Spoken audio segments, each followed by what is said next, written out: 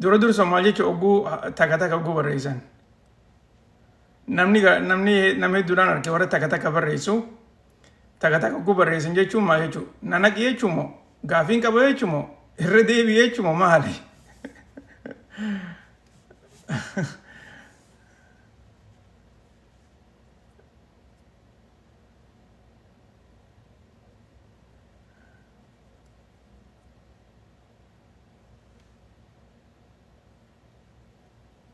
Okay, nagalsha jechuudha. Ayyee. Bar namni tokko odoo harkaa hin baafne odoo gartee akka gastiitti hin dhiyaanne nagalchi jaa. Muuxannoon teenya bakka san hin geenye yoo gartee galuudhaaf akka gartee si galchuun yoo barbaaddu taate harka baasii tartiiba gartee warra gastii irratti dhiyaattee akkasitti gartee sineenaa hoggoosan irra sablaadha jechuudha. Akkasani quba qabaadha.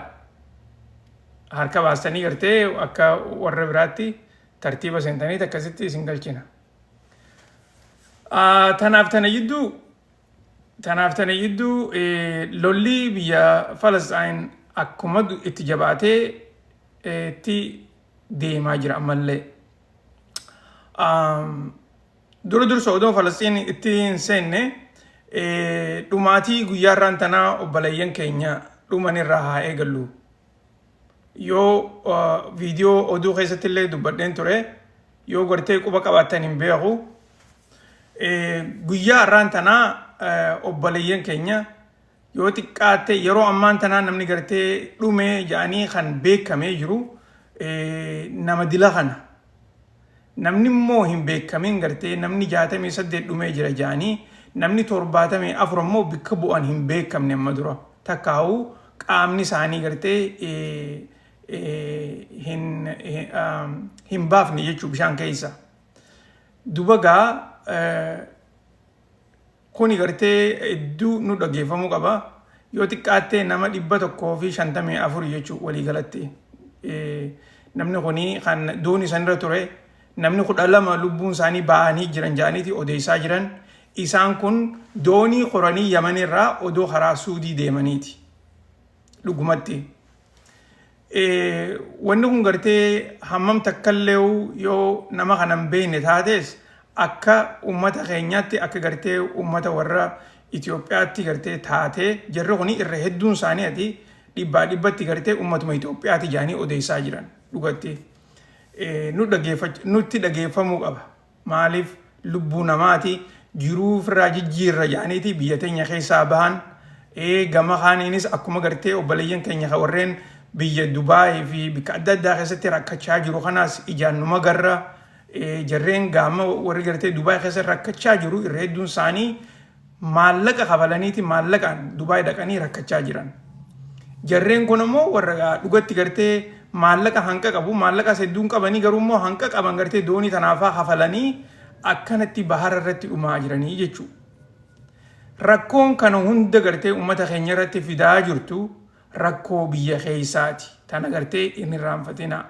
Namni keenya jiruu rakkina gartee biyya keessa jirtu tana jiruu tana firaa jijjiiruudhaaf akkanatti bahara irratti gartee dhumaa jiran.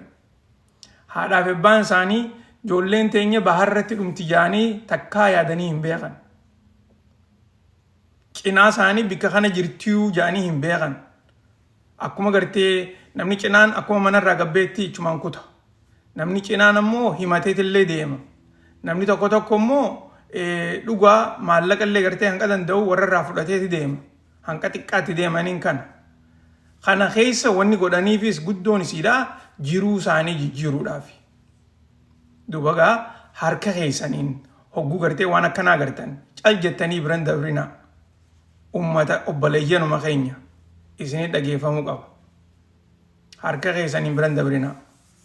Maaliif namni irra hedduun gartee ani nama kanan beeku ani maarreedha jee kasi wanta akka gartee laaftuu laalee bira dabruu ni danda'a. Dhugatti wanni akkasiisan gartee yoo akkasitti waa hunda halaallu taate nuti namummaa keessaa bahu jirre jechuudha. Ummata Falasxiiniifuu ni rakkanna. Akkasumas dhugatti ummata Falasxiin akkana dhumaa jiru kanaafis ni rakkanna. Garuu ummata keenya kana dhumaa jiru kanaafis waan nu dhageeffamu qaba. Rakkoon isaanii akka rakkoo teenyaatti beekuu qabna. Rifachuufii qabna. Akkasuma san dandeenyu du'aa'ii godhuufii qabna. Isaanis jiruu tanafirraa jijjiirraa yaaniiti gartee bahaa jiranii jiruu tanafirraa jijjiirraa yaaniiti biyya isaaniitti irraa gabbahan waa gartee bashannanaaf jaaniitii miti. Takkaa'u gartee akka gartee nama taphaa deemuu takkatti gartee gabbahaniitii miti jechuudha. Akkasitti gartee quba qabaadhaa. Itti aansuudhaan oduulee adda addaatis irraa haasofnaa. Keessa gartee wanni ammaan tana deemaa jirtu keessaafuu gartee lollan addunyaa kanarratti jijjiiramni guyyaarraa akka dhufaa jiru oduudhaan isin himaatiin jira. Jijjiiramni kun amma karaa lolaatti gartee achi dabraa jira. Nagee keessaa karaa lolaatti, karaa dippiloomaasiitii irraa karaa lolaatti achi dabraa jira jechuudha. Kana keessa lollu kuni arraqa boruqa bikka ja'anis bikki gartee namni jee itti rakkachaa jirus ni jirti. Kana keessa dursoo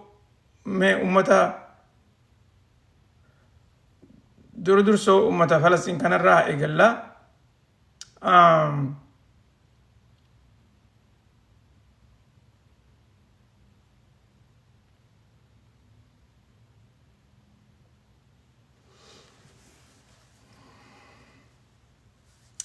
Okay, oduun tun akka jettutti mootummaan Ameerikaadhaa takkaa'u pirezidantiin Ameerikaadhaa Donald Trump lola Falasxiinii fi Israa'el gidduutti deemaa jiru kana guutuutti dhaabuudhaaf takkaa'u immoo siisfaayirii yeroo dheertuudhaaf godhuudhaaf hojjechaa jira jaaniiti odeessaa jiran.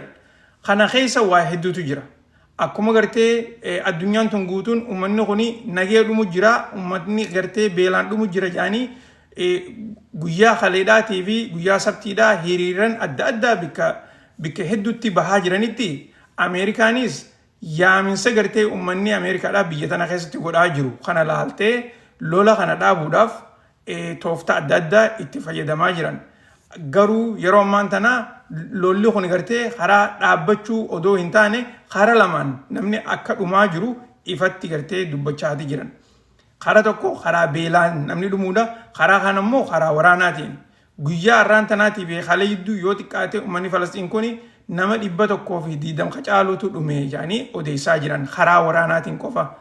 Karaa beelaatiin guyyaa irraa nama 5 irraa ilaa hanga nama 10tu lubbuun baatii jedhanii odeessaa jiran. Kuni warruma beela qofaan dhumu jiru. Kaan immoo afaan qawweetiin dhumu jiru jedhanii odeessaa jiran. Garuu pirezidantiin Ameerikaadhaa warreen miidilistiidhaa humnoottan biyya akka gartee Qataarii fi Ijibtii fi biyyoottan biraatis keessaafuu warra kanarratti gartee hariiroo adda addaa qabaniin lola kana akkaataatti dhaabanii fi akkasuma sanitti marii addaa akka godhaa jiran amma durallee isin himaatiin ture amma immoo daranuuti itti jabaatanii itti fufaa jiran. Kanarratti guyyaa har'aan tanaa mootummaan akka Qataarii fi Saawud Arabiyaatis gargaarsa itti daanee inni kanniinaa jaaniiti dubbachaa jiran. Ummata kana gartee beela keessaa baafnaa. Garuu immoo guyyaa ilaa hangaa irraan tanaa gartee beela keessaa isaan nama baasuun kuni eessa duraa ture. Hamma gartee uummanni kuni dhumaa jiru nyaanni Ijibtirraa akka karaa Gaazaadhaa ol hin seenne dandahanii dhiibbaa godhuu numa danda'an. Biyyoottan Israa'el kana biyya Israa'el fi Ameerikaadhaas gaafatanii gartee uummata kanaaf nyaanni dhaquu qabaa jaanii gaafachuus numa danda'an. Garuu immoo ilaamaan tanaa caljaanii eega gartee addunyaan guutuun gargaarsa maallaqa gartee as kannu eegalte booda isaanilleen dubbachaati jiran. Kanarratti gartee Ameerikaan irra deddeebitee kanurra maallaqa kannaa jiru hin jirtu. Akkasuma sanitti kanurra uummata kana gargaaraa jiru hin jiru jedhee Donald Trump amma durallee dubbatee jira. Biyyoottan biraatis gargaaruu ni danda'anii maaliif gargaarsa hin goone jedheetumaatu isumaatu irra deddeebi'ee gaaffii gaafachaa jira. Saniifuu yeroo ammaan tanaatti uummanni gartee biyyoottan Arabaa kunis gargaarsa uummata kanaaf godhanii lolli kun akka dhaabbatu yoo gartee ifatti irratti hojjetan mootummaan akka Ameerikaatii fi warri Israa'elis kanuma isaan dhaga'an fakkaatti. Maaliif hariiroon isaanii tuni lafa jalatti qofaa miti lafarrattis waa hedduu irratti gartee walii galan. saniifuu ummata nagaa kana lubbuu isaanii eewaluun hedduu barbaachisaadha isiniin jedha. Akkasii gaaffii deebii itti aantuuf oduu itti aantutti dabarra. Oduun itti aantu akka jettutti tuni ta Ameerikaadhaati. Mootummaan Donald Trump mootummaan ammaan tanaa tuni waa'ee immigireeshinaa irratti giriin kaardii warra giriin kaardii naqachaa jiru takka apply godhaa jiru. Giriin kaardiin tun ammaas tan gartee meereejii wajjin takkaa'u fuudhaa wajjin walitti hidhaa taatee fi tan faamiliin hogguu si fidduu sii kannan isii tana tartiiba isiidhaa ammaasis ulaagaa adda addaa tan gartee isii tana itti gaggeessan jijjiiruu isaanii ibsaniiti jiran. Kana jechuun akka durutti keezii ta'e guutee ergutus waan haaree gartee isaan lafa kaayan kana wajjin yoo kan hin ergine taate kaardiin ta'e akka gartee siif hin kennamne godhan. Kana jechuun maali? Kaardiin ta'e guututti akka riijektii taatu godhanii jechuudha. Yoo riijektii si duraa godhan irra deebitee kaardii ta'e guuttachuu hin dandeessu. Saniifuu taraa dura guutuu kaardiin ta'e informeeshinii kaardii ta'eeti tartiiba inni eeguu qabuutu jira. Tartiiba san eegee akkasitti guutuu qabda. Ammaasis appilikeeshinii isaan godhanis appilikeeshina haaree waan ta'eef jecha appilikeeshinuma dur sanitti gartee itti fayyadamtee kaardii tana guutuun hin ta'uu jaaniiti dubbachaa jiranii jechuudha. Kanarratti gartee warri yeroo ammaan tanaa giriin kaardii teessan appilaayi godhaa jirtanii fi godhuudhaaf teessan yoo informeeshina kana guututti hin hubanne kaardii teessan appilaayi hin godhinaa. Hamma gartee isa guututti gartee laaltanii beeytanii achi booda waraqaa tana guuttattaniin isiniin ja'a. Kuni gartee ibsa guyyaarraan tanaa baasanii warri immigireeshinaa kana keessa waa hedduutu jira. Waan isaan jijjiiranis akkuma gartee amma dura yeroo dabarre irraa haasofne warra citizenshipidhaatis akkaataa isaan itti guutan hunda jala deemanii ilaalaa jiranii ammaasis jijjiirama isaan godhan irratti illee haasofne turre. Amma immoo ha giriin kaardii irratti haasawaa jiran. Giriin kaardiin tuni warra gartee as harma hundaanuu gartee USRAPidhaan Ameerikaa dhufee fi akkasumas karaa jaarsaa jaartiidhaan nama gartee biyya tana dhufe kan takkaa'uu nama fiduudhaaf deeman kan keeziin isaanii giriin kaardii wajjin walitti hidhaa taate ulaagaa isaan dubbatan tana guututti guutuu qabdii jechuudha. Akkasichaati dubbachaa jirti mootummaan Ameerikaadha. Okay. Tanatti deebinaa.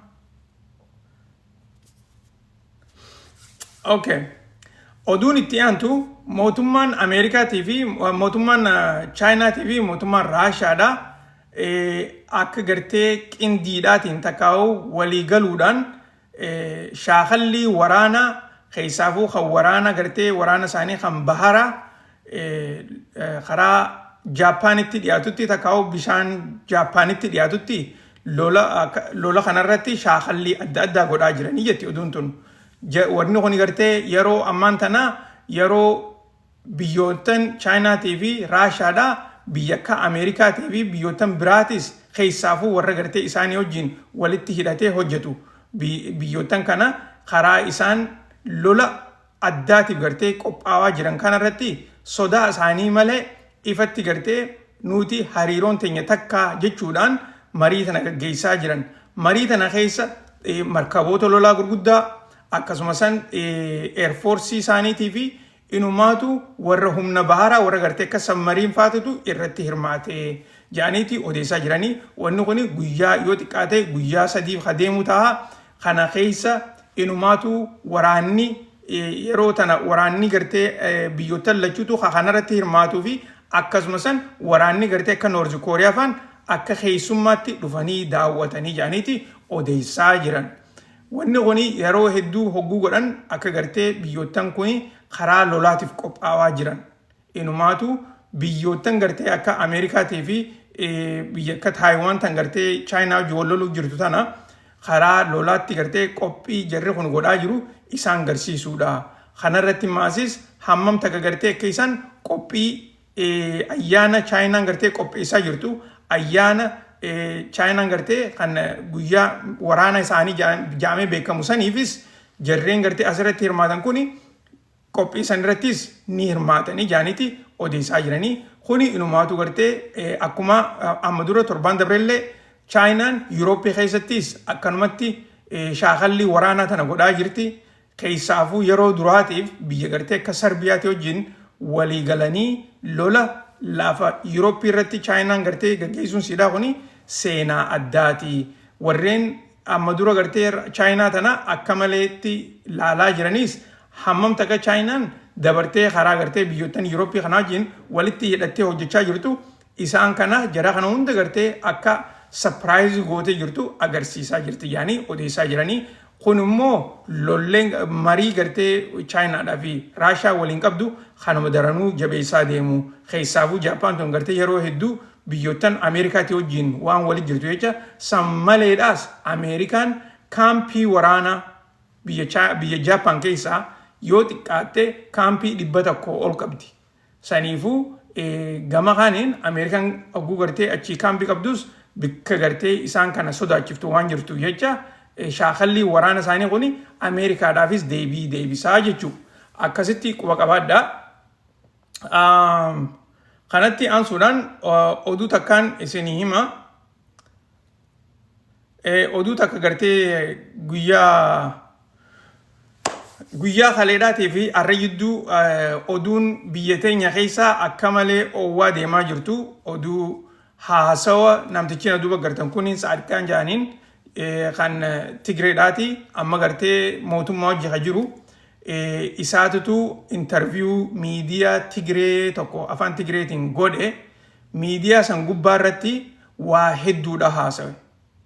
Inumaatu waan gartee mistira mootummaan TPLF yeroo dheertuu irratti hojjechaa turtee fi akkasitti maasis yeroo waraana gartee Itoophiyaadhaa hojii godhan kanaas waan isaan hojjechaa turanii fi akkaataa isaan gartee fuuldura biyyattii tana itti ilaalanii fi irratti illee ammallee hojjechaa jiran irratti haasawa isaa godhee jira. Haasawni kuni warreen poolitikaa Itoophiyaadhaa hordofu hunda akka malee haasa'isaati jira. Keessaafuu miidiyaaleen gartee biyya alaa jiruu fi akkasumas YouTube gubbaarra jiranii fi bikka biraatti irratti illee hedduu irraa haasawaa jiran. Haasawa kana keessatti wanni takka gartee isin qaceellotti gurra bantanii dhageeffachuu qabdan. Taniin asitti illee irra deddeebi'ee isinii himaa jiru. Akkaataa Tigreen Itoophiyaa keessatti isaan kilaasii tokkoffaa itti tahan. Kilaasii tokkoffaa jechuun dur Itoophiyaa keessatti namni gartee hawaasni tokkoffaa jedhamee kan beekamu Itoophiyaa keessatti dur Amaarota fa'aadha. Takka immoo Eertiraanota fa'aadha. Warra gartee daldalaanis beekamaa akkasumas mootummaa keessas jiraatanii aangoo hedduu qabaachuudhaan beekamaadha warra akkasiisan. Isaan booda deebiteetti Tigreen tuni isaan bikka buutee turte yeroo dheertuudhaaf. Arraatillee Itoophiyaa keessatti warri ikoonomii Itoophiyaadhaa harkaa qabu dhugaa yoo dubbanne Tigiroota. Itti aansuudhaan poolitikaa Itoophiyaa kana warri dhugatti gartee itti dhiyaatee harkaa qabu isaanuma warruma Tigree kana. Jarri Tigree kuni pilaana gartee yeroo dheertuu kitaaba Abbaa Isaayyeedha jaarsi Abbaa Isaayyee jedhaniin. Abbaa Isaayyeedha miti. Sabaan Naggaadha. Jaarsi Sabaan Naggaadha kitaaba tokko afaan isaanitti barreessee jira. Kitaaba kana yeroo dheertuu dura barreesse. Kitaaba sanirratti kitaabni kuni kitaaba gartee nama Yugoslaaviyaatiirraa afaan Tigreetii fi afaan Amaaraatti jijjiiranii barreessani. Kitaabni kuni maal jedha? Akkaataa sabni xiqqaan tokko society guddoo keessatti gartee biyya akka Itoophiyaa tana fa'aa biyyattan gartee gurguddoo tana keessatti saba isaanii fuudhanii tokkoffaa itti baasan hawaasa keessatti jechuudha. Akkaataa isaan ummata isaanii kana itti guddisan karaa kamiin? Karaa ikoonomiitiin, karaa waraanaatiin, karaa politikaatiin akkasumas karaa barnootaatiinis. Kana keessa isaan kuni ammaasis akka isaan gartee pilaana godhanitti waan kana amata 40 keessatti godhuu qabnaa jedhaniiti pilaana kana irratti hojjechaa turan. Dubagaa kana keessatti isaan yeroo dheertuudhaaf achi booda gartee biyya tana akka fedhanitti bulchanii jechuudha. Namni fedhalleen gartee aangoo irratti yoo ba'e isaan ammoo waan ikonoomii biyyaatii fi waraana akkasuma sanitti barnootaa fi waan biraatiinis waan biyya tana harkaa qabaniif jecha akka fedhanitti gartee olii gad oofan.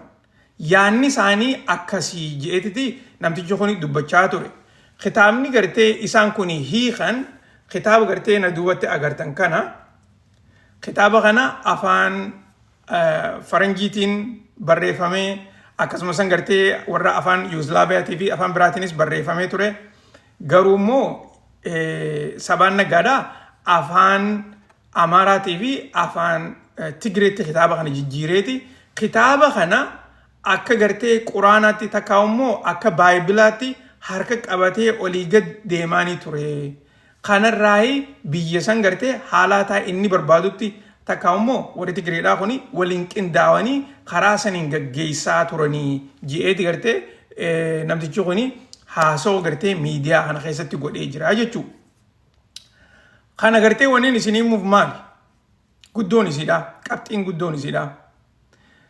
Wanni Tigreen yeroo dheertuu gartee biyya san keessatti goote amata 27 kana keessatti takka waan gartee inni haasoo kana keessatti haasawe. Takka ta'isaan godhan. Ta'isaan godhan maali? Ummanni Tigreedhaa warri Tigree ta'ee keessaaf gartee warri mootummaa jiru walitti Tigree gisee jiru Tigree guutuutti jechuutti hin jiru. Garuu immoo warri mootummatti dhiyaatan karaa ikoonomiitiin akka malee gartee biyya Itoophiyaa tana akka harkaan qabatan. Takkaa'uu akka gartee ikoonomiidhaan tokkoffaatti ta'an. Kana hundi keessanuu ni beektan jeetiin yaadadha. Keessaafuu gartee isaanii lafa saamaa ture.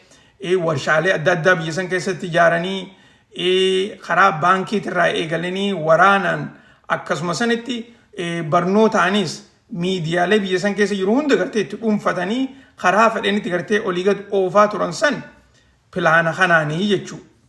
Garuu mootummaan ammaan tana gartee aangoorra jirtu tuni yoo xiqqaattee amata 2 oliif Tigreedhaa wajjin waraana gootee turte. Garuu immoo kanuma gartee amata 2 oliif waraana Tigree wajji gootee jirtu kana biyya san keessatti ikoonomii gartee Tigreen irratti fayyadamtee jirtu takkaa'u irratti hirmaattee jirturraa Tigree harka 100 harka 10 gadi hin buufne tana beeka. Harka 100 harka 10 gadi hin buufne Tigree.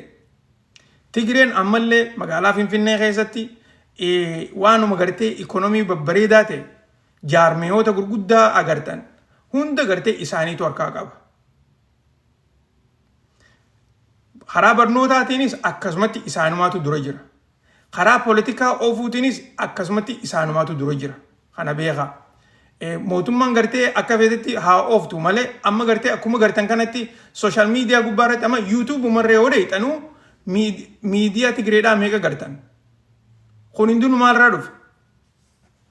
Kun hundinuu maalirraa dhufe?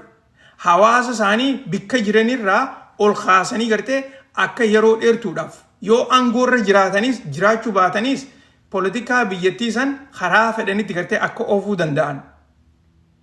Lakkoofsa nama xiqqaa kana ta'anii haalaataa jirri kuni yeroo dheertuu irratti hojjetanirraayi. Kana gartee hin irraanfatina. Sabni guddaan biyya san keessa jiraatee nuyi. Ka gartee ammoo lolli gartee ija hamtuun itti yeroo hunda gartee itti xiyyeeffatamtu nuyi. Kan gartee boodarra aanaa ta'es numu. Kan gartee ifii teenyaafillee wal cinaa dhaabbannee wal hin gargaarres numu. Kana keessa immoo wanni gartee nurratti hojjetamaa jiru kuni nulleen akka ifii teenyaaf deebinee if shakkinu kan godhaa jiru jechuudha. Poolitikaan amma yeroo ammaan tanaa Itoophiyaadhaa fi Tigraay haareetti gartee marsaa lamadaatiif wal loluuf deeman fakkaatti. Kana keessa Eertiraa wajjinis wal loluuf deeman fakkaatti. Maaliif namtichi kun gartee haasoo kana gabbe'ee ka dubbate maaliif jettanii gartee if gaafachuutu sanirra jira. Dhiibbaan jarreen kun yeroo dabartee bikka takkatti dhufanii akkasitti mootummaa wal lolaa turan san amma immoo bikka lamatti fa'aa adda ba'anii takkaa gartee bikka sadiitti fa'aa adda ba'anii cinaanis karaa biyya isaanii keessa ta'anii cinaan ammoo karaa mootummaatti as deebi'anii gartee lollu kun gartee ammaas sadarkaa lammadaatiif maaliif barbaachise kanaas gartee qacollotti hubachuun hedduu barbaachisaadha jeeti yaada garuu immoo yeroo biraa gartee warreen yaada adda addaa qaban kanarratti gartee dhiyaannee akka marii goonu abdiin qaba maaliif wanni tuni gartee waan lafa dhiisanii miti irra deddeebianii waan irraa haasa'uu qaban yoo gartee waan biitii san keessa jirtu irraa haaso'ine feenuus gartee jaalannuus jibbinuus waanuma gartee wajjin jiraachuudhaaf deemnu takka biitii sanis biyya teenya irraa gartee haqa qabna kanarratti immoo ifatti gartee nuutis irraa dubbachuu danda'uu qabnaan isiniin jaa harka keessaniin taaptaap godhaa sheer godhaa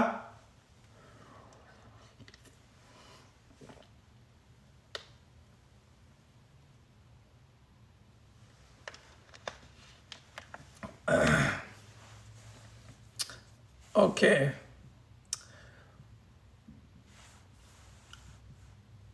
tanarraa so'inee jirraa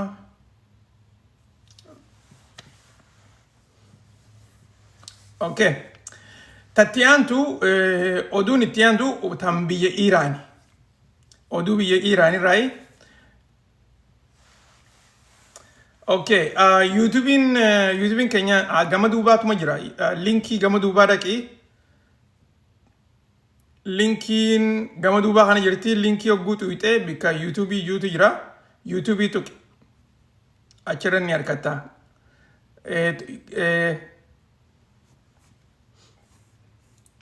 linkii isaati si dide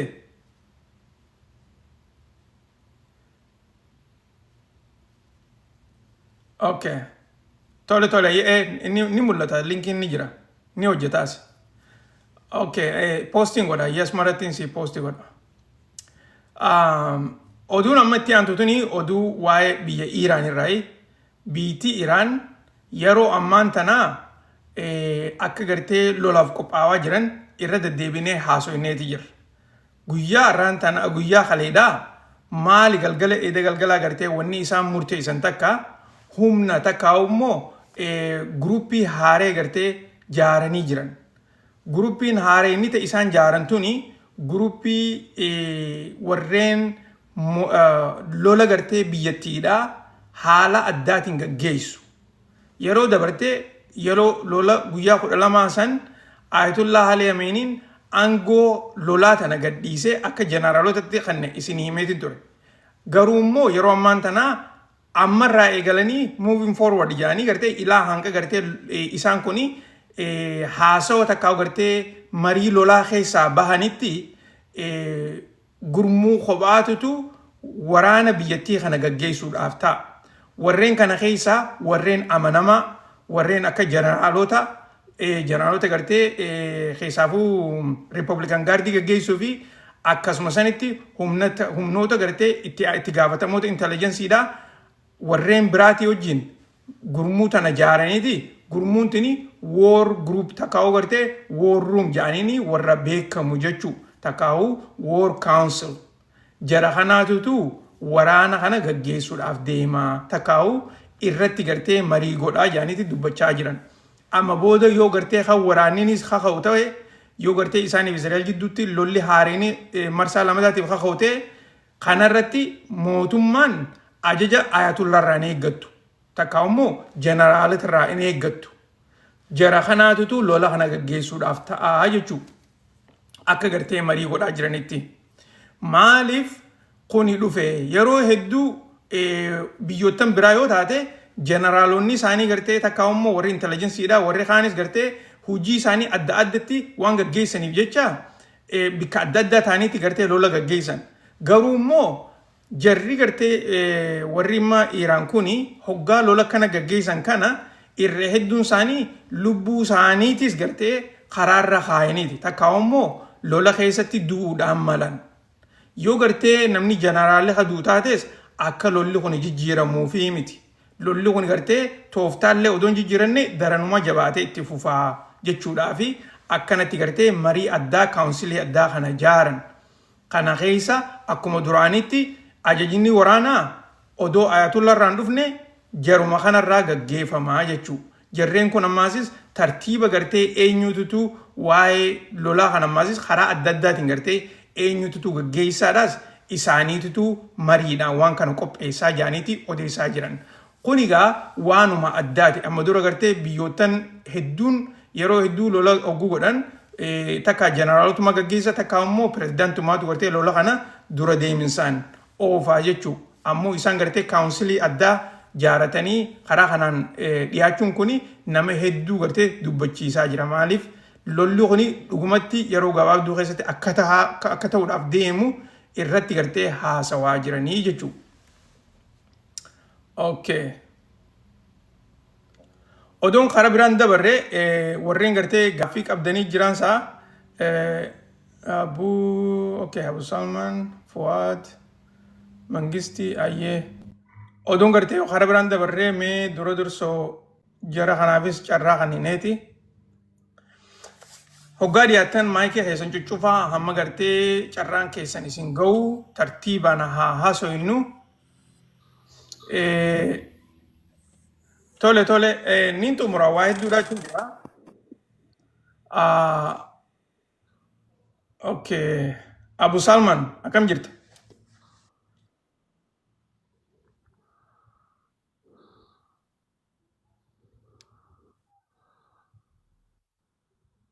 Okay. Fuad jirta?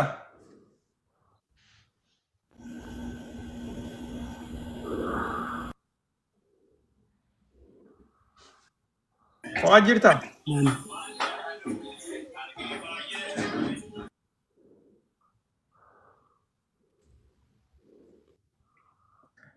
Mangisti jirta?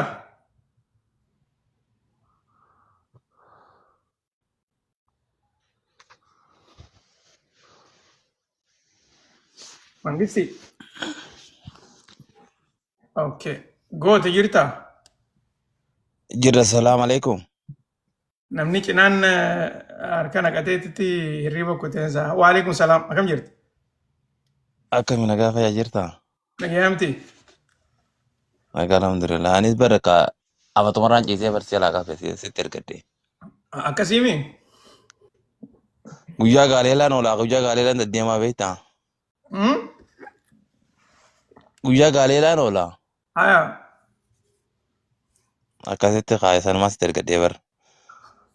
Tole hayyee dhiyaaddo. Carraan teeti. Bareed. Shurxaa Saudi Arabiyaa kana dhiyeessina kara kaaninis kaa'e. Akkanuma godhu jira nama gaalee.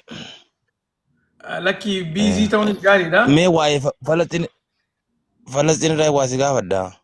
Tole hayyee gaafadha. Waa'ee Falastiin tana Arabni dheengadda wal gaheeti Hamaas kun qoqqoo yaa'ikkatu jenniiti. Bakka kanarratti akkam jetta Hamaas qoqqoo tan ni hikkatamoo ni hikkatu mee qaawwee waan qopha qabdu mee naaf simee takka toona qofitti si gaafadha. Ammaasis tabiraa Raashiyaa keessatti Ameerikaan doonii abba lama tan saaroo guddaa kana baattu galaana Raashiyaatti dhiyeessineetti sanoo maali? Gamaan kana qofitti si gaafadha. Tole hayyee galatoom. Tan dursoo gaaffii gaarii dhiyeessite tan agartee anillee kaleellee irraa dubbadheetiin ture. Wanni tuni inni dhiyeessaa akkamannaa obsi ni jirti barruudhaanuu. Okay. Barruudhaan kun olaal akka gartee na duuba gartan kanatti warri waraanni Hamaas nuti guutumaa guututti gartee qawwee lafan keenyu ja'aniiti dubbatanii jiran. Hanga biiti teenya akka gartee biyyaatti jaaramtee hayyamamtiin kannamtee fi akkasitti gartee uummanni keenya West Bankii fi Gaazaa jidduutti nagayaan olii gad deemanii ja'aniiti dubbachaa jiran. Kana keessa dhugumatti gartee warri Arabaatis waan adda addaa ni ja'anii wanni Arabaa wanni isaan ja'an kun waan Israa'el barbaaddu. Israa'eliititu akka isaan gartee qawwee lafa kaayan barbaada. Israa'el qawwee isaan lafa kaayisuu qofa odoo hin taane guutumaa guututti gartee nama kana hunda fixanii lafa gartee Gaazaa tana keessaa baasuu barbaadan. Gaazaa qofallee miti ilaa West Bankiidhaas walumaan guutumatti keessaa baasuu barbaadan. Wanni gartee uummanni Arabaa godhaa jiran keessa biyyoottan Arabaa ajajuma Israa'el kana hojiirra oolchaa jiran. Gama kaaniin warri gartee warri Hamaasii fi dhaabbatoonni biraa kan Gaazaa keessa lola gaggeessaa jiran gartee warrummaan akka Alqassaamii fi warreen biraatis namni hedduun gartee Hamaas irraa qofa haasa'u malee Hamaas maleedhaas humna hedduutu jira tan lafarraa lolaa jirtu. Jarreen kun hundinuu politikaa West Bankiitii wajjin wal adda. Jarreen kun dhugumatti gartee warra akka rezistaansitti ilaalaman. Waraanni isaanii irra hedduun isaanii gartee biyya waraana akka gartee Iraanii fi waraana akka Hizbollah faatu isaan gargaara. Saniifuu jara kana ammallee laqawwee lafa kaa'uudhiis isaanuu mooyuu hin dandeenye warri Israa'el. Jarri kuni tooftaa addaatiin lola ammaan tana gaggeessaa jiran. Tooftaan isaan dura lola gaggeessaa turaniin sanii fi tan baatii 4-5 dabre kana keessa gaggeessaa jiraniin tooftaa addaati. Kan ammaasis warri Israa'el argeeti jira. Tanaafi waraana isaanii bikka adda addaatirraa baasaati jiran maaliif waan hedduu dhumaa jiraniif jecha. Saniifuu warri Hamaas gartee akka laaftutti qawwee lafan kaa'an yoo gartee qawwee lafa keenyallee hajaan taate poolitikaadhaaf qofa malee hujiidhaan qawwee lafan kaa'an tana qofa qabaadhu. Tan gartee warra Raashaadhaatii fi tan Raashaa fi Ameerikaadhaa. Ameerikaan yeroo adda addaa markaboota siidaa gartee biyyoottan akka Raashaatii fi akkasumas biyyoottan akka Chaayinaa tana jala dhiyaattee isaan kana tuttuquudhaaf ni tattaafatti. Garuu immoo Raashaanis karaa Ameerikaadhaa gartee karaa Ameerikaanis markaba siidaa karaa Bilaak siidaa kana akka waliin neeyne Raashaan cuftee jirti. Wanni Ameerikaan godhuu dandeessu ilaa gartee Tarkii keessaa bahara Tarkii irratti gartee karaa Bilaak sii kana gubbaa irratti dhiyeessuudha malee sanuu karaa Tarkiidhaatiin jechuudha.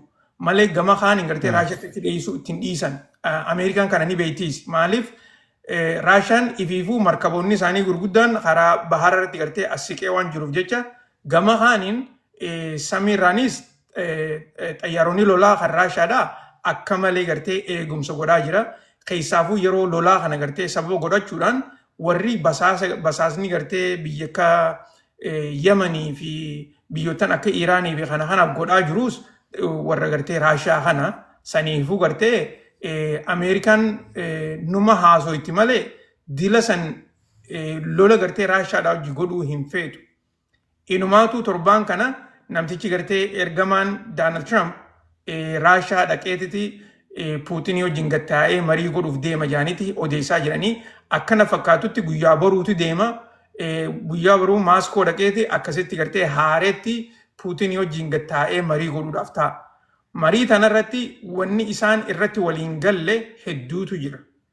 Gama tokkoon Ameerikaan lolli gartee Yukireenii fi Raashaa gidduu jiru kuni haa dhaabbatu jechaati. Gama kaaniin ammoo meeshaalee waraanaa karaa Yukireen ergaa jirti. Tunis Raashaa akka malee aarsitee jirti. Gama kaaniin ammaas biyyoottan akka Hindiitii fi biyyoottan biraatiinis gaaza biyya Raashaatirraa hin bititinaadhaa jaaniiniiti dhiibbaa irra godhaa jiran. Akkasumas warra Yurooppiidhaatiinis gaaza Raashaarraa hin bititinaadhaa jaaniiti dhiibbaa irra godhaa jiran.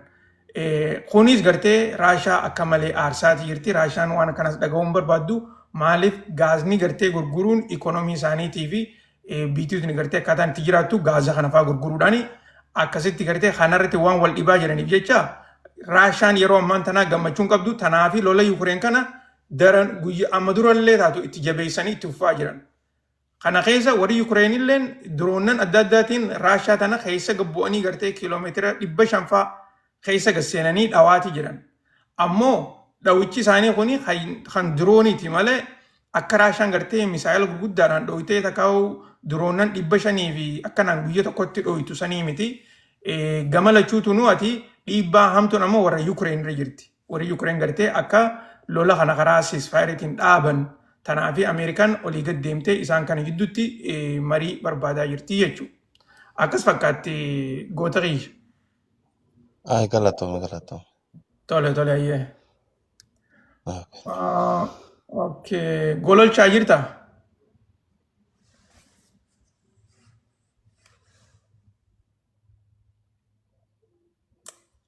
Gololchaa jirta?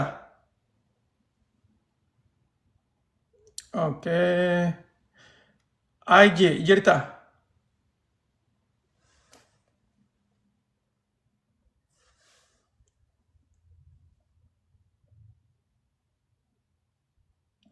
Gamtee King ni jirta. Jira, gamal. Ayyee. Dhiyaadhu bakka jiraatte. Baga walumaanu jiraane. Tole. Ani gaaffii barbaadu bilisa gaafatee ture. Gaaffiin ammoo gammadaa taaniin nan qabu. Waa'ee ispoonsara Kanadaatii fi Ameerikaa irratti yaada qabaa yoo kanii fi information haaraa qabaatu taate kanaaf ibsitu barbaade. Okay. Gaaffii qabdaa sanirraa. Amma guruppii 5 ha Kanaadaa eegalamee jechuu akka dhageetiin sanirratti gaaffii qaba. Akkamii haala kamiin eegalamu jira waan jiruus baruu fedhe. Group 5 ka Kanadaadhaa moo? Eewwa. Okay. Group 5 ka Kanadaadhaa ka eegalame natti hin fakkaattu. Sanirraa wanni quba qabdu akka leen hin jirtu. Ispoonsarri biraa hin jiru. Haalli amma Kanadaatti wanta jechuu jiru. Haalli Kanadaatti deeman ispoonsaroonni ni jijjiiranii. Ispoonsaroota sangartee informationa dursoo viidiyooleetu jira. Viidiyooleen ani maxxanse laali kan waa'ee ispoonsara Kanadaadhaa haasa'u. Itti aansuudhaan hedduu dhagaa tokkoof lamaa miti beeyte. Itti aansuudhaan linkiitu jira. Linkiin as duuba gartee profaayila kiyyarra jirti. Linkiin tuni linkii duraati. Linkii duraa sana guutuu ite Kanadaa websaayitii Kanadaa irra si geessiti. Achirraa ispoonsaroota gartee kan baqataatii fi kan warra immigraantiitu jira. Kan banaadha. Kan ammallee gartee namni itti fayyadamuu danda'u. San keessaa akkasitti kasii mijaa'u itti fayyadamuu ni dandeessa. Tole. Ameerikaa moo ammaaf hin jiru na fakkaata akkan dhaguu jirutti. Ameerikaadhaa ammaaf hin jiru. Galatoomi. Okay. Jiraadha.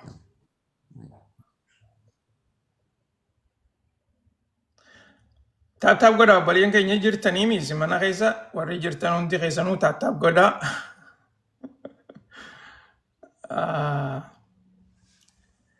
Okay, oduun itti aantu kana jetti mootummaan Raashaadhaa sababa Ameerikaa fi biyyoottan dhihaa kuni isaanirra gartee isaanirra saanshinii adda addaa kaayaniif Raashaan xayyaara Itoophiyaatti galtee takkaa'u Ethiopian Airline'itti gara galtee Ethiopian Airline'i tana gargaarsifachuudhaaf qophii hunda xumurtee jirti jedhanii odeessaa jiran. Kana jechuun maal jechuu? Raashaan amma booda gartee xayyaarota biyya alaatirraa bitachuu waan hin dandeenyeef jecha ammaasis xayyaarota akka gartee booyingiidhaa kanafaa waan meeshaalee itti tolfataniin illee waan bitachuu hin dandeenyeef jecha xayyaara Itoophiyaadhaa hireeffattee xayyaara Itoophiyaadhaatiin meeshaalee olii gad oofuu ummata isaaniitillee olii gad oofuudhaan hariiroo addaa xayyaara Itoophiyaatii wajjin mallatteessitee jirtii jedhaniiti odeessaa jiran. Kuni Itoophiyaadhaaf daldala addaa banuufii ni danda'a. Akkasuma sanitti Ameerikaan Itoophiyaarraas dhiibbaa hamtuu godhuu ni dandeessi. Wanni kanaatu ni gartee yoo ifatti Ameerikaan kan agartu taate akkuma biyyoottan Kanada biyyoottan kaampaanota biyya Hindiidhaa kan hin gartee amma dura isin hime ka Ameerikaan isaanirra gartee saanshinii adda addaa keessa isin hime sanirratti sababa kanaan xayyaara Itoophiyaarraas Ameerikaan saanshina kaa'uu ni dandeessi akkasuma san xayyaara Itoophiyaa mataa sirraa'u saanshinii kaa'uu ni dandeessi. Maaliif biitti Raashaadhaa tuni biyya saanshina jala jirtu takkaa'u immoo qaqqabbii yaani gartee qaqqabbii Ameerikaan irra goote san jala jirti. Ameerikaa qofallee miti biyyoottan Yurooppii keessa jiranis akka jirutti biyyoottan dhiyaa kuni guutumatti irra kaayanii jiran. Kanaaf ammaan tana Itoophiyaan qaqqabbii tana mogga dhiiftee Raashaa hojii gartee akkanatti daldala kana yoo eegaltu taate daldalli kuni dhiibbaa hamtu irra fiduu danda'a jedhanii warri gartee waan kanarraa beekamtii qaban barruu tanarratti dubbatanii jiran. Inumaatu Raashaan akka jettutti yoo xiqqaatte xayyaara ilaa hanga xayyaara 6 hamma 10 Itoophiyaarraa kireeffattee itti fayyadamuudhaaf deemti. Ameerikaan xayyaarri Itoophiyaadhaa beekamaadha. Itoophiyaan gartee xayyaarri Itoophiyaadhaa Afrikaa keessaa xayyaara akka malee hojiidhaan beekamaadhaati. Akkasumas piroofitii gartee takkaa'uu tirfii uumuudhaanis xayyaara beekamaa xayyaara daldalaan gartee akka malee beekamaa waan ta'eef jecha Raashaan biyyootan biraa bira dabartee xayyaara Afrikaa kan Itoophiyaadhaa kan itti fayyadamuun isiidha. Hariiroo jabduu Itoophiyaadhaa hojii akka qabdu garsiisaa jira jedhaniiti odeessaa jiran. Kanarratti namtichi itti gaafatamaan waa'ee daldalaa kan biyya Raashaadhaa Itoophiyaa keessatti kan argamu akka gartee Itoophiyaan irraanii hojii gattaa'ee marii godhetti yeroo gabaabduu keessatti hojiin tun ni eegalti jedhaniiti waliin mallatteessanii jiran. Kana keessatti Itoophiyaanis meeshaalee waraanaatii fi akkasumas waan adda addaa tan Raashaarraa barbaaddu akka isiin argattu keessaafuu meeshaalee waraanaatii fi meeshaalee waraanaa hogguu jaan gartee waa'ee intelligensiidhaa akkasumas meeshaa gartee ittiin lolanii fi waan biraatis Itoophiyaan karaa kanaan ni argatti takkaa'u Raashaan gartee akka gartee warra wajjin daldalanitti daranuu gartee Itoophiyaa wajjin hariiroo jabduu godhateeti gargaaruudhaaf teessii jaaniiti odeessaa jiranii jechuudha. Okay.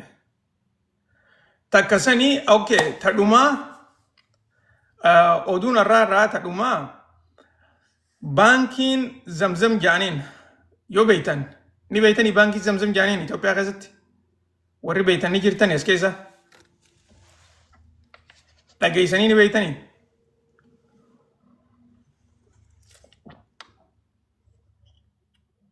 Baankii tanaa gaafa isaan dura eegaluudhaaf deemanii dhagee achi booda gartee uumaata gallee irraan dhageenye dhageessanii jirtanii dhugatti warri dhageessanii jirtan. Baankii shari'aati jaan dhuga baankii shari'aati jaanii akkana fakkaatutti wallenuu baankii shari'aa keessaa baankii duraatiinsa isiin tun isii dura baankiin biraa wayii jirti ta shari'aadhaa.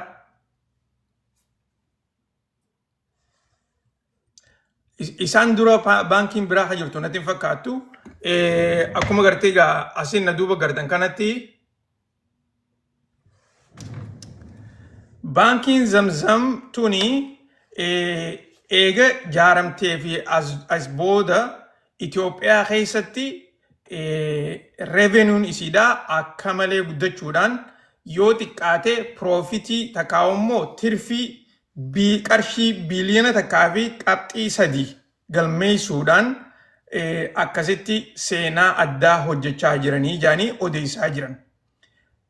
Baankiin tuni yeroo gabaabduu keessatti baankii hojii eegalte yoo taatu yeroo gabaabduu kujaangaa baankiileen gartee akka isaanii warreen baankii shari'aatii fi baankii biraatis walumarratti gartee ilaaluu isaaniiti. Baankiin tuni yeroo gabaabduu keessatti hojii eegaltee akkasitti piroofita guddaa yoo xiqqaatte sheerii parsantii sheeriidhaa 43 ol itti tirfii galchanii jiranii jaaniiti odeessaa jiranii. Keessaafuu gartee baankiin tuni akkuma baankii shari'aa taatee baankii daldalaatti laalamtii jechuudha. Kun egaa biyya teenyaafis seenaadha. Akkasumatti gartee warreen irratti hirmaatanii baankii tana keessaa sheerii qabaniifis gammachuudha. Walumaa galattuu wanni kanaatu gartee daranuu jajjabaattee akka itti fuftu biyya teenyaaf gaarii jenneetuma yaanna. Kana keessa guddinni isiidhaa kuni guddina kan gartee koortariidhaa odoon taane year over year kan gartee waan gartee galii isiidhaa kan amata dabreerraa galii amata kanaatti gartee dila kana ol ka'ee mul'achuu isaati. Kanarratti gartee nama hedduutu akka malee irraa dubbachaa jira. Inumaatu gartee baankiileen biraatis akka isaanii kanatti as bahanii waan galmeessanii fi hammam takka gartee guddina akka fidaa jiran himuun hedduu barbaachisaadha. Daran gartee namni illee akka isaanitti dhiyaatee isaanii wajjin hojjetu garsiisa. Inumaatu gartee baankiin tuni waan akkanaa kanaan tokkoffaa taatee inumaatu yeroo gabaabduu keessatti hojii akkanaa galmeessuun kun hedduu gaariidha. Karaa gartee immoo piroofitii gartee sheerii takkatti parsantii 43 galmeessuu jechuun hedduu guddaadha akka malee tana beeka yoo gartee sheerii takka qarshii kuma tokkotti yoo habittu taate sheeriin tee qarshii kuma tokkotti yoo habittu taate inumaatu toora gartee qarshii kuma tokkoo fi 400 wayitti si ol ka'ee jechuudha. Kun egaa akka malee waan guddaadha. Warreen gartee dura irratti gaa keessa bahanii takka investiti godhanii achi maallaqa kaayyatan akka gartee meembaraatti proofita guddaa argatan jechuudha isiniin jechuudhaa fi oduun teenya tan arraan tana fakkaatti oduu biraatiin gartee yeroo biraa akka walitti deemnu abdiin qaba. Tanarratti gartee warreen gaaffii gaafachuudhaaf harka baasaa jirtan I think namni tokko kabiraa hajiru Abdubaasiti. Isarraas gartee waan gaaffii inni qabus gartee dhaggeeffanneeti. Akkasitti qophii arraan tanaa xumuraan isin jaa. Abdi jirta? Abdubaasii suuta dhufu jira. Ya, salam alaikum. Waalaikum salam warahmatullahi wabarakatuh. Nagami Jams, baga jirat. Jirra hunoo kam jirta? Gaarii wallahi yaada bareedarra jirta. Tole. Nuti intala waa'ee biyya keessaa bichaa xiinxala rabbi kunoo si addunyaa akka ati xiinxaltu si godhe. Maashaallah, rabbi si haa dabalu. Amiin amiin. Waan baay'ee sirraa argataa jirra. Wanni qaba yaada wahii qaba yaadni an qabu kaminni beeyta ka waa'ee warroota tippellee fi san haalli isaan siyaasaa biyya kennaa sanitti kontirool godhassan irraa ummanni sun lafaa ka'eetii miti sadarkaa san kan ga'eef. Ummanni sun lafaa ka'eetii miti sadarkaa san kan ga'eef. Hundi kennayyuu akkuma beeynutti haada qaban haada hin cinne walitti hidhata jechuudha. Gubbarraa aga gadittu siyaasaan jaraatuun jara bichaa bira osoo hin ta'in hawaasa isaanii birallee hawaasnummaan isaaniyyuu yaadni hawaasa isaanii yaada abbaan isaanii guddichi yaadisanii wal fakkaata.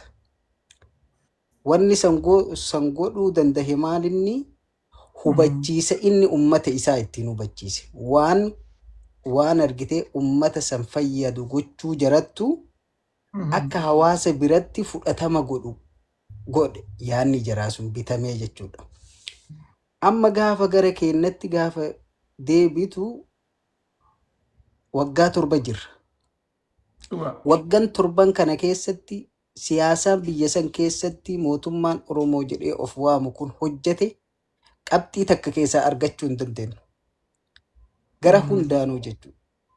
Gara argitee dippiloomaa gara diinagdeetiin haa ta'uu gara hawaasummaatiin haa ta'uu gara siyaasaatiin haa ta'uu garuma hundaaniyyuu nu zeeroo irraa jirra. Kana kan nu godhe maalinni haanni kenna walitti hidhamuu dhabuudha. Wal hubachuu dhabuudha. Karaan inni nu amansiisee akka nu isa jala hiriiruu dandeenyuu fi akka silaa nu isa ittiin hubachuu dandeenyu garagara wanni inni ta'ee nutti argame jechuudha. Kanaaf maal si fakkaate maaliif nuti wal jala hiriiruu dadhabne si fakkaate? Hubachiisa namni sun ittiin hubachiisu santu sirrii ta'ee nutti argamuu dhabuttu akka nu isa jala hiriirru nu gochuu dhabe jedhee yaadaan. Maaliif kana jechuu dandahee har'a akkuma gaafa biyya keenya biyya san namni kun qabaterraa poosishiniin inni qabate yoo kalaaltu taate Oromoo sabboonummaa Oromoo balleessuu qaba jedhee nama deemee alaga irratti nu hamate. Sanuu paablikii akka nu arginutti jechuudha. Ilaalchi isa keessa jiru maal akka ta'e awwalumaan nutti argisiise. Saniif nama argitee kalee atin diina ofirraa cabsitee waggaa 100 fi wayii diina jalatti kuftee kaatee aarsaa namoota meeqaa itti gabbartee hayyoota kee taatee dargaggeessa kee taate namni waan san keessatti duuti mana hin seenne hin qabdu yoo ka dhugaa dubbannu taate. Yeroo waggaa 150 kana keessatti. Dhufee osoo wanni takka hin turin deemee haalli inni ambatti nu hime sun haala jireenyi keenya keessa maal akka jiru nu balleessuuf akka inni qabsaawaa ture deemee osoo nuttuu himatee waan tokko deemee ambatti nu himatee waan san gaafa argine akka nu isa jala hiriirru nu godhuu dhabe. Kanaaf siyaasaan amma mootummatti dabalamee mootummaa waliin jira warroonni kuni atin jettu kunillee na biratti siyaasaa jaraatiif itti dabalame malee mootummaa kana gargaartee biyya kana hin ceesifti jedhee yaaduun. Walaa Geetaachoo walaa namticha kana namni hundinuu jechuudha. Gara ummata kana bichaan osoo hin ta'in garuma hundaaniyyuu. Siyaasaan jarri ooftu waan fedhellee yoo taate namni argitee ka'aarurra ka'aanutti goranii jedhan. Okay. Dubaga amma garaagarummaan amma kana nam tokkotti gartee garaagarummaan nuutii fi Tigiroota jidduu jirtu akka immoo saboota biraa jidduu jirtu akkana fakkaatutti nuuti qabsoon teenya bakka lama jirti. Cinaan keenya Oromiyaa dhuunfaa barbaada. Cinaan keenya immoo Itoophiyaa tana guutuu barbaada. Bakka lameen tana gartee waan jirtuuf jecha yeroo hundaa nuti bakka lama dhaabbanneeti wal lolla. Amma jarri Tigireedhaa kuni qabsoon isaanii bakkuma takka jirti. Tigraay gartee kophaa qabatanii akkasitti Itoophiyaa waliin qabaachuudha. Ta'e isaan barbaadan. Tana qabsoon isaanii yeroo hundaa'u. Ammaan tana immoo Tigraay teenya gartee nurraan tuqinaadhaa bakka jechaa jiran. Itoophiyaa immoo waliin qabna Tigraay nurraan tuqxanidha. Lolli gartee ammaan tana deemaa jiru. Takkaa'u nam tokkollee nu ajajuu hin danda'udha. Beekte? Kana keessa gartee qabsoon teenya durumaanuu waan bakka lama jirtu jecha nuti hamma gartee karaa tokkotti as deebinu karaan tokko maal takka Itoophiyaa barbaanna. Oromiyaa jabeeffanneeti Itoophiyaa guutuu barbaanna. Jennee gartee karaa kanarratti hamma yaada keenya deebisnuu takka walloluu dhiifnee waliin gatteenyee mari'annee rakkoo teenya haa furannu haa furmaatatti ilaalluu jennee gartee yoo wal mari'anne qofa karaa san keessaa bahuu dandeenya jeeti yaadaan.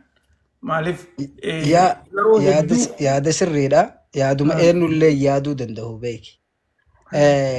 Qabsoon keenya yookiin ammoo ilaalchi keenya bakka lama hin jiru bakkuma takka jira. Maaliifi jechuu danda'e an akka waan kanarratti 2018 hundi kennayyuu yaadduyna wantoonni baay'een kan walitti araarameen jira. Wal hubachuun hayyoota teennaa fi wal hubachuun hoggantoota teennaa akka gaariitti deemaa ture. Yoo ka argitu taate gaaddisa maalii jedhanii waan wahii ka fidantu jira. Waan san keessatti dubbiin gara lama jirtu yaanni gara lama jiru sun walitti obboloomuuf yookiin walitti araaramuuf rakkoo muraasa bichattu jidduu jira jedhee yaadaan. Achirraa ka'i waan san raawwachuuf duuba maaltu si gochuu qaba maal gochuu qabdaa? Hawaasa kee dubbisuu qabda. Hawaasni kiyya hoo fedhii maalii qabaadha? Hawaasni kiyya argitee akka amma dhaabni warri argitee Itoophiyaa matana walumatti Oromiyaa Dimokiraatawaa fi Itoophiyaa wal makamte san uumna jedhee barbaaduuf moo warra argitee Oromiyaan tun addattuu biyya taatee jiraachuu qabdi jedhu suni yaada ummata ofii keessa facaasu. Dirreen sun gaafa babal'attee yaada ummata ofii argan ummanni sun ilaalcha ummata isaanii sallaalanii dubbii san walitti araarsuu dandahan jedhee yaada osoo san godhanii. Eegasii duuba san gochuu dhabuuf osoo san hin godhin dirreen siyaasaa hin cufamte guutumaan guututti. Wanni jaalmarrollee alatti hambise tokko maalinni dubbii awwala siin jedhe deemanii sabboonummaa Oromoo ambatti nu hamachuu. Dhugaa. Keessa keenya fuudhanii ambatti gaafan qabsoon teenna bakka hin geenne wannu kalee manaa baaneef ammallee osoo nu haran baafatiin tabiraa nutti jalqabdi hayyuudha namtichi rabbittu itti waa hime jedhee yaadaan. Sii galaami. Osoo qabsoo isaa san inni bakka sanitti hafuu baate